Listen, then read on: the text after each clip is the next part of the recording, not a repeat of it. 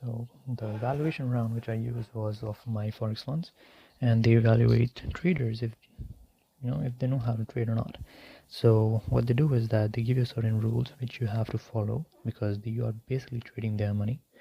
So from the first round, have we have to make a profit of 8%, having a 5% daily drawdown and a maximum of 12% overall drawdown. So now after that, if you pass that, which I just did, they'll be giving you a second phase account in which you have to make 5% of the profits in 5 minimum trading days, and the maximum time you get to pass that account is in 60 days or 40 trading days.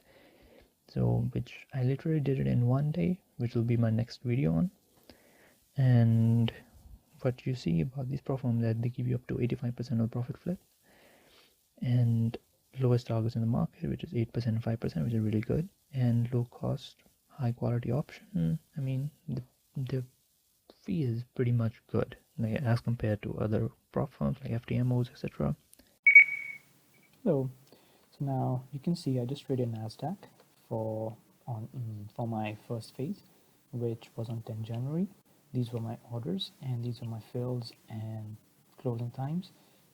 It was mostly scalp trading, but the most big win was, I think, this one, $3,323, and I took some big trades in between as well. You can see over here these 3 trades netting me above $5,000, I think, and took some losses too, but yeah, they were insignificant. Talking about my equity curve looks good. The profit factor of 1.9 and expected payout 301. It's too much, but it's pretty fine because it's just queued for a day. So the gross profit was 17,000, gross loss 9,000, and the gross loss is a lot according to me. Still, even though the profit factor is really good, I mean it's a good Sharp ratio, to be honest, because it's a really good system to be trading in. So now the largest profitable trade was $3,300, largest loss was $986, which is really good, almost 1 to 3 risk to reward ratio. And average profitable trade 1,500, and loss trade was $566, pretty good.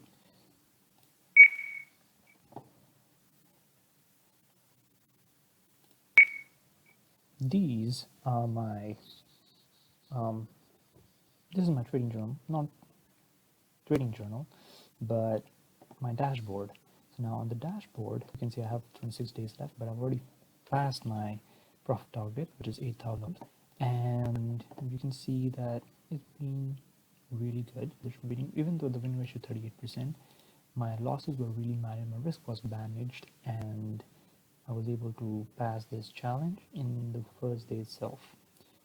With the sharp ratio of 7.89 and 7.87, and the drawdown was 98,400. So that means I've not taken the count more than below $98,400. And if we are looking at, okay, see, the most traded instrument is Nasdaq, average temperature is $26. Now look at the trading day. You can see I'm just about to finish my minimum 5 trading days. The trades open on this account 27, as you can see in the previous few minutes, and winning balance $108,141, or $40 back now actually. So yeah, that's pretty much it, and I've successfully passed the phase 1. Now I'll be waiting for the phase 2 account results, and also now I'll show you which trade I particularly took on 10th of January, which made me to pass the challenge. Now we go to Nasdaq. So now on Nasdaq, what we could see, if we go to 10th of January on the 5-minute time frame,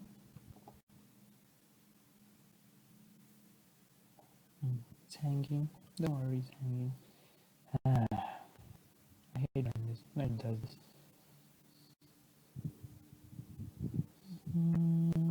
Let's wait. So yeah, we are on 10th January. This was the main trade which I took.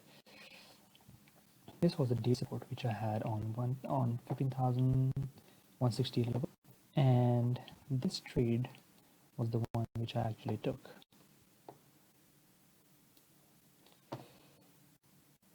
My entry was, this was one area which I was looking at, and this was support over here.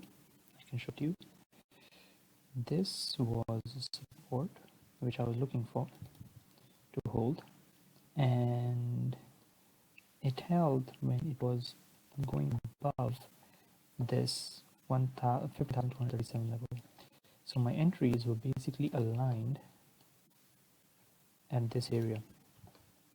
As soon as the breakout happened, my stops were really tight. I kept them below this zone, below this range, I think, and I kept trailing my stop losses, entered multiple times, and I think my final trade was executed somewhere around there.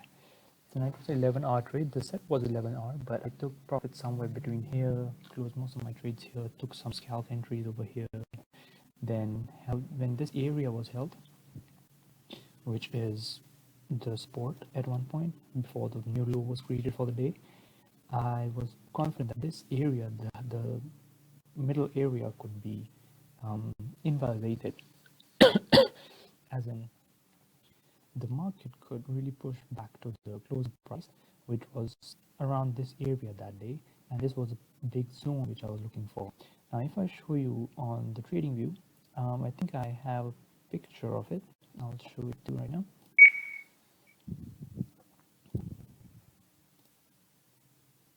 Back to my trading day on 10th of January, we can see the market had just a great fall over here.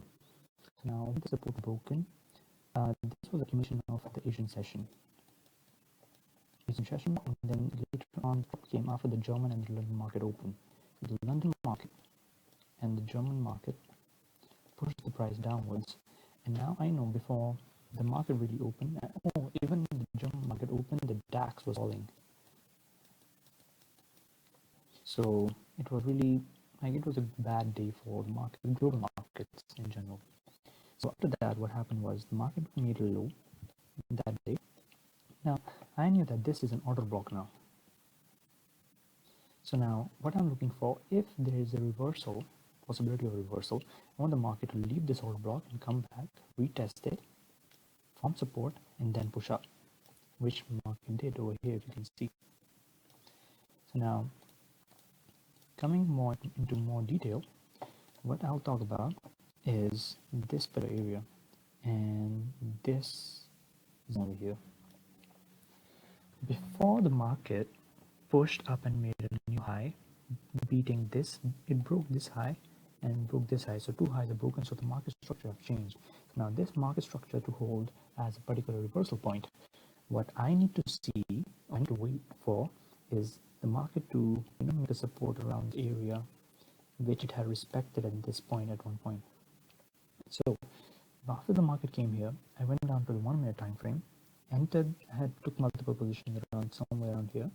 Stop loss was below this zone, and the target was basically first at this zone, at this area, then potentially beating this area. But what I did was I closed my positions around here with this bearish candle. I was not patient enough with this in here, so what I did was I closed it. Yeah, some of my positions, which if I held onto it, it would have been a winner.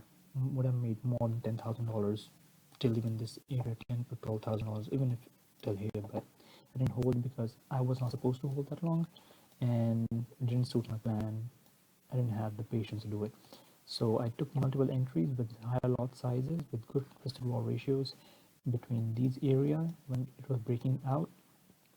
Then took some over here, and one trade was taken, I guess, somewhere here, like when it was breaking out to the upside, then closed with a profit, and then I was done with my profit targets.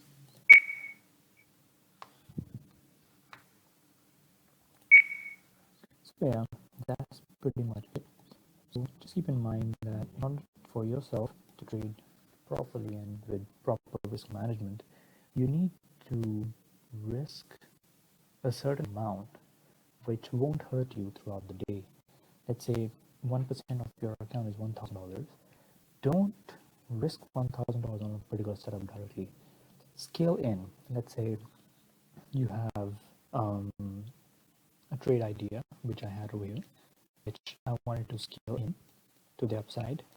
So add 300, maybe 400, 500, keep on scaling in as long as it's going. but don't go for one. If you have a threshold or risk threshold of $1,000 in a day, don't just go $1,000 deep directly. Divide it into certain positions.